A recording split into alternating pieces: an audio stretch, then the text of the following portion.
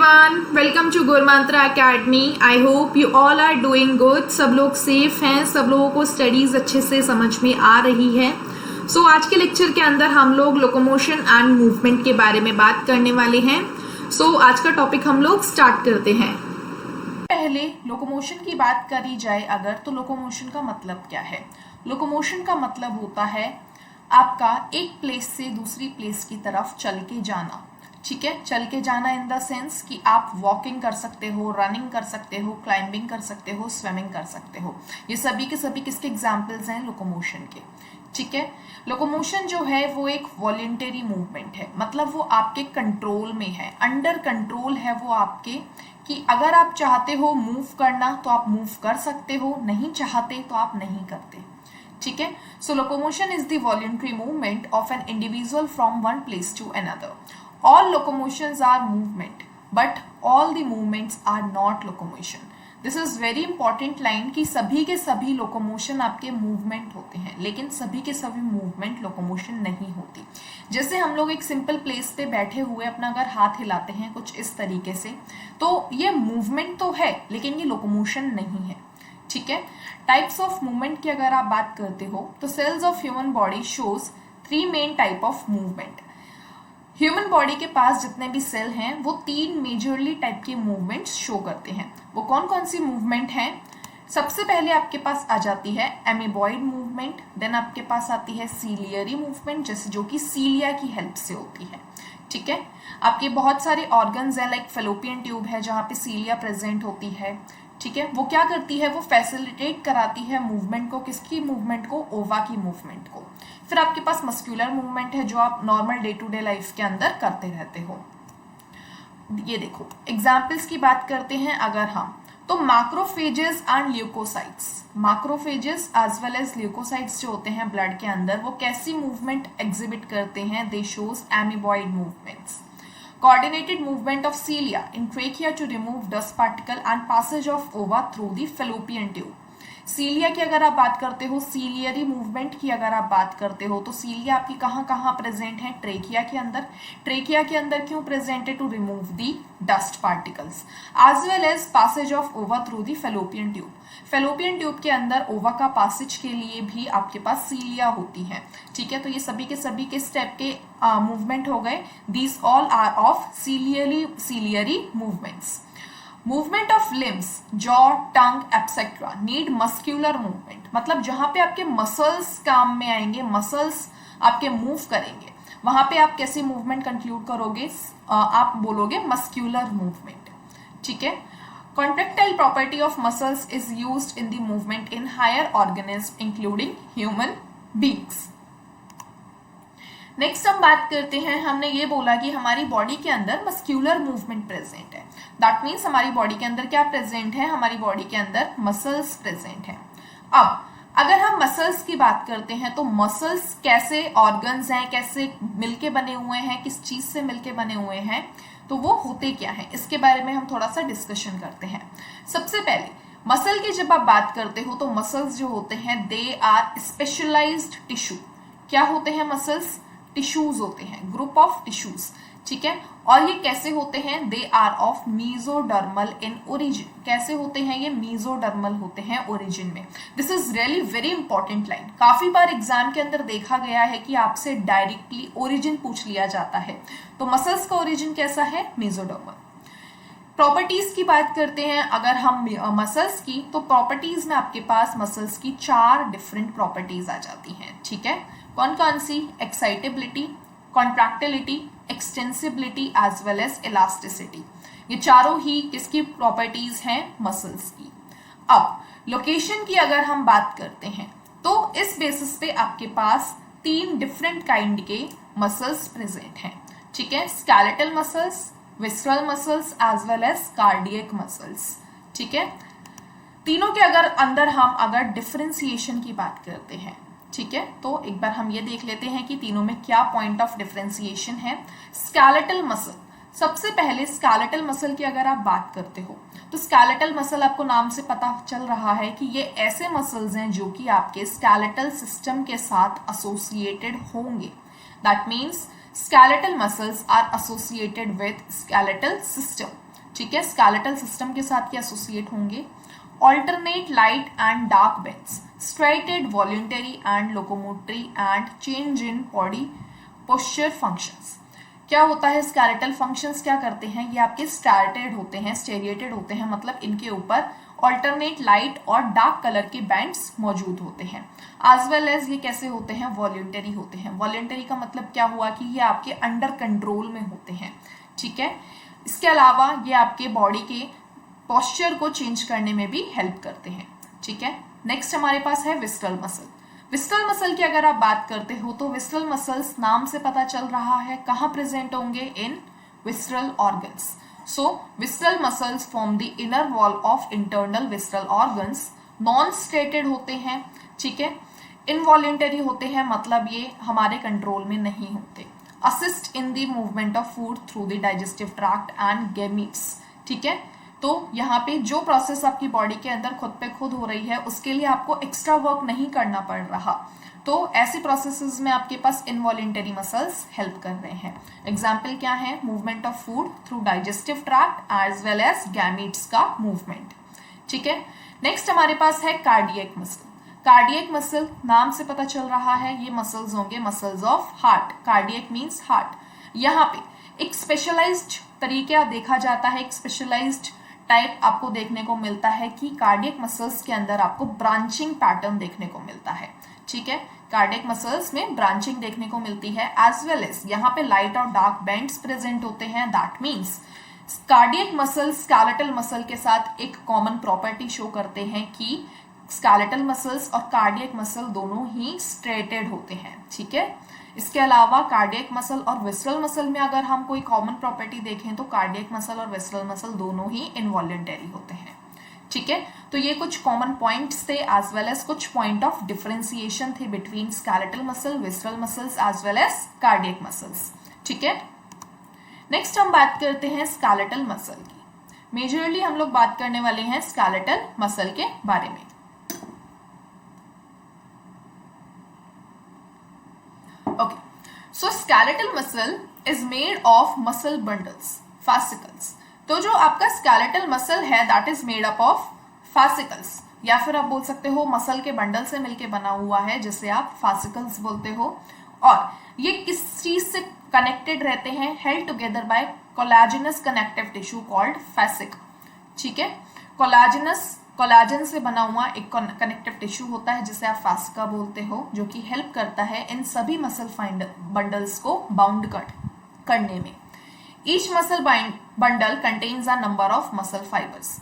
एक muscle bundle के अंदर बहुत सारे मसल फाइबर्स प्रेजेंट होते हैं। Each muscle fibre is lined by plasma membrane, और हर मसल फाइबर के चारों तरफ एक प्लाज्मा मेम्ब्रेन की कोटिंग होती है जिसे आप नाम देते हो सार्कोलेमा, ठीक है, सार्कोलेमा। और इसके अंदर क्या प्रेजेंट होगा, sarcoplasm. Partially arranged myofibrils are present in muscle bundle having alternate light and dark bands due to the presence of actin and myosin, ठीक है। और दो प्रोटीन यहाँ पे पाए जाते हैं, actin as well as myosin. Important चीज क्या है कि एक्टिन कैसा बैंड होता है, एक्टिन इज लाइट बैंड, ठीक है, while myosin is dark band, okay. Light band actin and light band contains actin. Point आ गया कि लाइट बैंड के अंदर क्या है, आपके पास एक्टिन है, और इसे आप क्या नाम देते हो, आई बैंड या फिर आइसोट्रोपिक बैंड। वहीं अगर आप डार्क बैंड की बात करते हो तो डार्क बैंड में आपके पास क्या होगा, मायोसिन, जिसे आप नाम देते हो ए बैंड। और ए का मतलब क्या हुआ, एन आइसोट्रोपिक बैंड, ठीक है। तो दो तरीके के बैंड्स है आपके पास, light band as well as dark band. Light band को आप बोलते हो एक्टिन, एक्टिन को और क्या बोल देते हो आप यहाँ पे, I band, isotropic band. Dark band contains myosin, जिसे आप ए बैंड बोलते हो या फिर एन आइसोट्रोपिक बैंड, ठीक है। दोनों ही बैंड जो होते हैं, लाइट बैंड और डार्क बैंड, ये दोनों ही पैरेलल में प्रेजेंट होते हैं, ठीक है। In center of each I band is elastic fiber. दो आई बैंड के सेंटर में, in center of each I band, हर आई बैंड के सेंटर के अंदर एक इलास्टिक फाइबर प्रेजेंट होता है जिसे आप बोलते हो जेड लाइन, ठीक है। तो दो आई बैंड के बीच में क्या प्रेजेंट है, Z line. In the middle of A band A band के बीच में क्या प्रेजेंट है, एक फाइब्रस एम लाइन प्रेजेंट है, ठीक है। The portion of myofibrils between two successive Z lines is the functional unit of contraction that is known as sarcomere. तो दो सक्सेसफुल जेड लाइंस के बीच में एक फंक्शनल यूनिट प्रेजेंट होगी जिसे आप क्या बोलते हो, सार्कोमेयर। तो ये चीजें बहुत इंपॉर्टेंट है, एग्जाम के अंदर डायरेक्टली पूछ ली जाती है आपसे, तो आपको ये चीजें याद रखनी है कि आई बैंड क्या होता है, ए बैंड क्या होता है, ठीक है। नेक्स्ट हम बात करते हैं at resting stage thin filament overlaps the thick filament, ठीक है, and the part of thick filament do not overlap is called the H zone. Okay, structure of contractile protein. अब हम कॉन्ट्रैक्टाइल प्रोटीन के structure के बारे में बात करेंगे। Each thin filament that is your actin, ठीक है। तो देखो जो थिन फिलामेंट है उसे हम नाम दे रहे हैं actin. Actin is made up of 2 F actins helically wounded to each other. हर एक्टिन फिलामेंट एक पतला फिलामेंट होता है, इसके अलावा वो 2 F एक्टिन से मिलके बना हुआ होता है। ये जो 2 F एक्टिन्स होते हैं ये हेलिकली वाउंड होते हैं एक दूसरे के चारों तरफ। 2 filaments of another protein tropomyosin, ठीक है, 2 फिलामेंट होते हैं एक दूसरे प्रोटीन के जिसे आप नाम देते हो tropomyosin, runs close to it, ठीक है, अ कॉम्प्लेक्स प्रोटीन, ठीक है। अब यहां पे हम बात करते हैं ट्रोपोनिन। एक कॉम्प्लेक्स प्रोटीन है जो कि जिसका नाम है troponin, is distributed at regular intervals on the tropomyosin. और ट्रोपोनिन जो होता है वो ट्रोपोमायोसिन के ऊपर रेगुलर इंटरवल्स के ऊपर बोलते हैं आप कि पाया जाता है, डिस्ट्रीब्यूटेड होता है। देखो स्ट्रक्चर के अंदर आपको दिख रहा होगा ट्रोपोनिन जो है ट्रोपोमायोसिन के ऊपर एक रेगुलर इंटरवल्स में प्रेजेंट है, ठीक है। इसके अलावा यहाँ पे आपको 2 F एक्टिन देखने को मिल रहे हैं जो कि कैसे बाउंड है, हेलिकली बाउंड है, ठीक है। Each myosin filament is made up of many monomeric proteins called meromyosin. और जितने भी मायोसिन फिलामेंट होते हैं that is made up of many monomeric proteins, बहुत सारे मोनोमेरिक प्रोटीन से मिलके बने हुए होते हैं जिन्हें आप नाम देते हो meromyosin. Each meromyosin has globular head. कैसा हेड होता है मेरोमायोसिन का, ग्लोब्यूलर, ठीक है, जिसके पास शॉर्ट आर्म होती है और टेल होती है। इसके अलावा इंपॉर्टेंट बात क्या होती है कि ये जो मेरोमायोसिन का जो ग्लोब्यूलर हेड होता है इसके पास एटीपी बाइंडिंग साइट्स होती है, ठीक है। अब आपने इंपॉर्टेंट चीजें देख ली, अब हम देखते हैं मैकेनिज्म ऑफ मसल कॉन्ट्रैक्शन कि मैकेनिज्म किस तरीके से चलता है। The mechanism of muscle contraction is explained bye sliding mechanism theory, ठीक है, जिसे आप बोलते हो स्लाइडिंग फिलामेंट थ्योरी, ठीक है, स्लाइडिंग फिलामेंट थ्योरी। तो जो मैकेनिज्म होता है मसल कॉन्ट्रैक्शन का that is based on sliding filament theory in which thin filament slides over the thick filament, ठीक है। थिन फिलामेंट कौन सा था आपके पास, एक्टिन। तो एक्टिन फिलामेंट जो होगा वो स्लाइड करेगा थिक फिलामेंट के ऊपर। Muscle contraction starts with the signal sent by CNS via motor neuron. CNS के द्वारा, मोटर न्यूरॉन के द्वारा जो सिग्नल सेंड किया जाएगा उससे आपका मसल कॉन्ट्रैक्शन स्टार्ट होता है। Neural signal releases neurotransmitter that is your acetyl choline, ठीक है। कौन सा केमिकल यहाँ पे रिलीज होता है जो कि आपके मसल कॉन्ट्रैक्शन को इनिशिएट करता है, that is acetylcholine to generate action potential in the sarcolemma. This causes the release of calcium ion from the sarcoplasmic reticulum. Sarcoplasmic reticulum में से calcium ions रिलीज किए जाते हैं। दैट मीन्स आप बोल सकते हो स्टोर हाउस जो होगा कैल्शियम आइंस का दैट इज सार्कोप्लाज्मिक रेटिक्यूलम। ये क्वेश्चन भी काफी बार डायरेक्टली पूछ लिया जाता है। अब कैल्शियम आइंस जो होंगे ये क्या करेंगे, ये एक्टिवेट कर देंगे एक्टिन को which binds to the myosin, जो कि मायोसिन के साथ बाइंड करेंगे head to form a cross bridge. और क्या बन जाएगा, एक क्रॉस ब्रिज बन जाएगा। This cross bridge pull the actin filament causing them to slide over the myosin filament. मतलब ये जो क्रॉस ब्रिज का फॉर्मेशन हो रहा है ये क्या करेगा, जो आपके पास लाइट बैंड था, जो आपके पास थिन फिलामेंट था, थिन फिलामेंट को स्लाइड करने के लिए मजबूर कर देगा और क्या होगा, थिन फिलामेंट आपका थिक फिलामेंट के ऊपर स्लाइड कर जाएगा and thereby causing the contraction. और इस तरीके से कॉन्ट्रैक्शन हो जाएगा। कॉन्ट्रैक्शन के इनिशियल आपने लाइन पढ़ी थी कि जो थिन फिलामेंट होता है वो हमेशा थिक फिलामेंट के ऊपर स्लाइड करता है, यही तो बोलती है क्या, sliding filament theory. Calcium ions are then return to the sarcoplasmic reticulum. जो कैल्शियम आयंस आपके यहाँ पे जो आपके निकले थे वो वापस से सार्कोप्लाज्मिक रेटिकुलम के अंदर रिटर्न कर दिए जाएंगे, विच इनएक्टिवेट्स दी एक्टिन, जो कि क्या कर देंगे, इनएक्टिव कर देंगे एक्टिन को। Cross bridges are broken and the muscles relaxes, और क्रॉस ब्रिजेस ब्रोक हो जाएंगे, टूट जाएंगे और वापस से मसल आपकी रिलैक्स्ड कंडीशन के अंदर आ जाएगी। ठीक है, तो ये आपने देखा mechanism of muscle contraction mainly based on sliding filament theory.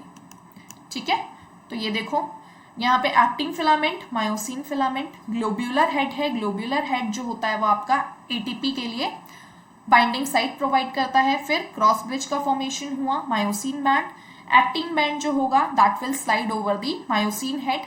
ठीक है, और इस तरीके से फिर आपका बाद में क्या होगा, कैल्शियम आयंस जो होंगे वो रिटर्न कर दिए जाएंगे सार्कोप्लाज्मिक रेटिकुलम के अंदर, और फिर से आपके पास यहाँ पे क्रॉस ब्रिजेस का आप बोल सकते हो डिग्रेडेशन होगा और मसल आपका रिलैक्स फॉर्म में आ जाएगा। ठीक है, अब muscles are classified as, muscles की अगर हम क्लासिफिकेशन की बात करते हैं तो we have two kinds of muscles, number 1 red fibres and number 2 white fibre muscles.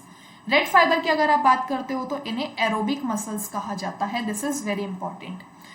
This contains myoglobin that has plenty of mitochondria to use large amount of oxygen stored in them. सबसे पहला question तो यही पूछ लिया जाता है कि बताइए रेड फाइबर और व्हाइट फाइबर्स में से किसके पास प्लेंटी ऑफ माइटोकॉन्ड्रिया होती है, कौन सा इन दोनों में से लार्ज अमाउंट ऑफ एनर्जी देता है, तो that is your red fibres. ठीक है, white fibres the muscle fibre containing less number of myoglobin and are called white fibres. जहां पे मायोग्लोबिन का नंबर कम होगा दैट इज व्हाइट फाइबर्स, जहां पे मायोग्लोबिन का नंबर ज्यादा होगा दैट इज रेड फाइबर्स। इसके अलावा एरोबिक मसल किसे बोला जाता है, रेड फाइबर्स को।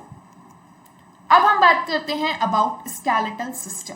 स्केलेटल सिस्टम की अगर आप बात करते हो तो स्केलेटल सिस्टम के अंदर आप किसके बारे में बात करोगे, you will talk majorly about bones. अब आपको पता है ह्यूमन बॉडी के अंदर कितनी बोन्स हैं, 206 bones. Framework of bones and cartilages form the skeletal system. In human beings, it consists of 206 bones and some cartilages. The two principal division of skeletal system are axial system. Axial system के अंदर अगर आप बात करते हो तो we have 80 bones. इसके अंदर क्या क्या इंक्लूड होगा, इसके अंदर इंक्लूड होगा skull, vertebral column, sternum as well as ribs. ठीक है, ये सारी की सारी चीजें मिलकर क्या बनाएंगी, एक्सियल सिस्टम। स्कल की अगर हम बात करते हैं तो स्कल में आपके पास 22 बोन्स होती हैं, that is composed of cranial and facial bones. ठीक है, क्रेनियल और फेशियल बोन्स होती हैं, क्रेनियल 8 होती है। ठीक है, और ये क्या करती हैं, forms protective covering for brain, cranium के लिए, ब्रेन के लिए प्रोटेक्टिव कवरिंग बनाती हैं। वही अब आपके पास स्कल में 22 बोन्स हैं, एक तो आपकी क्रेनियल हो गई, तो 22 माइनस 8 कितना बचा आपके पास, 14। दैट मीन्स 14 बोन्स जो होंगी they will form your facial region. ठीक है, hyoid bone that is U shape forms the base of buccal cavity. ठीक है, हायोइड बोन जो होगी वो आपका बेस बनाएगी बकल कैविटी का। नेक्स्ट हम बात करते हैं मिडिल ईयर की। तो मिडिल ईयर के अंदर आपको पता है 3 काइंड की बोन्स पाई जाती है, मैलियस, इंसस एंड स्टिप्स। ठीक है, जिन्हें हम कलेक्टिवली बोलते हैं ear ossicles. Skull joints the vertebral column with 2 occipital condyle. और ह्यूमन बींग्स की अगर आप बात करते हो तो यहाँ पे 2 ऑसिपिटल कॉन्डाइल्स होते हैं। Vertebral column consist of 26 serially arranged vertebra. First vertebra is atlas that combines with the occipital condyle. ठीक है, अदर इंक्लूड्स सर्वाइकल 7 होते हैं, थोरैसिक वर्टिब्रा 12 होते हैं, 12 होते हैं, लंबर 5, सेक्रल 1 एंड कोकाइजियल 1। इनके नंबर आपको याद रखने हैं, काफी बार एग्जाम के अंदर इनका नंबर ही पूछ लिया जाता है।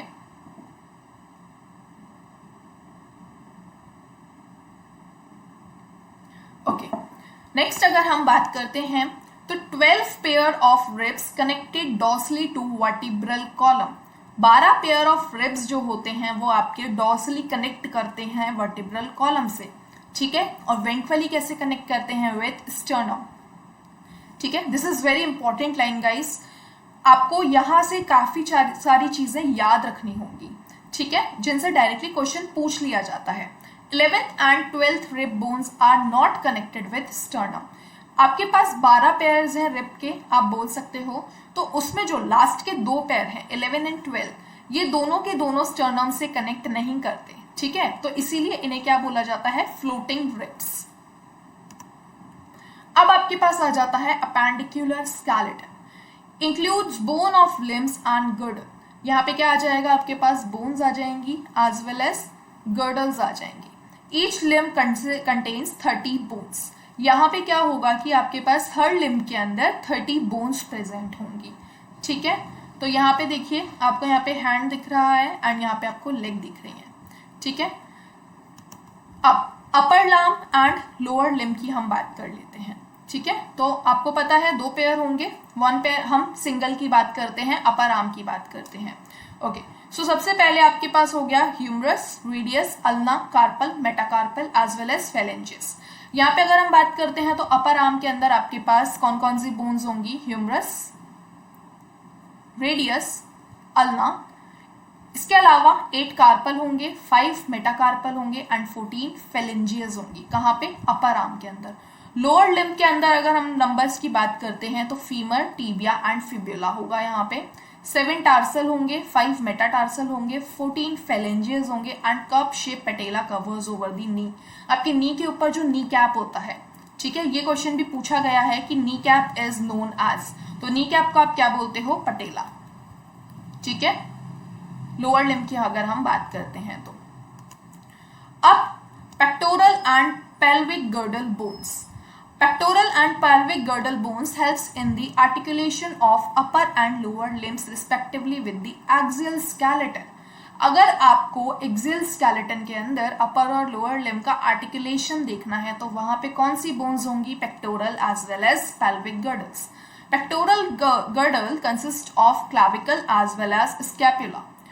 Pelvic girdle consists of 2 coxal bones। यहाँ पे आपके पास 2 coxal bones होती हैं, ठीक है। Each coxal bone is form by the fusion of 3 bones, और यहाँ पे 3 बोन के फ्यूजन से आपकी एक कॉक्सल बोन बनती है, ठीक है। अब हम बात करते हैं अबाउट जॉइंट्स। जॉइंट्स की जब आप बात करते हो तो जॉइंट्स ऐसे पॉइंट्स होते हैं जो कि आपके कॉन्टैक्ट करते हैं बिटवीन बोन्स, ठीक है। बोन से बोन को जोड़ने का काम कर सकते हैं या फिर बोन्स और कार्टिलेजेस के बीच में भी प्रेजेंट हो सकते हैं, कौन, जॉइंट्स। सबसे पहले आपके पास आ जाता है फाइब्रस जॉइंट। मेनली हम लोग 3 जॉइंट्स के बारे में बात करेंगे। सबसे पहला है फाइब्रस जॉइंट। फाइब्रस जॉइंट जो होता है वो कोई भी मूवमेंट आपको अलाउ नहीं करता, मींस ये आपका मूवमेंट में इंक्लूड नहीं होता।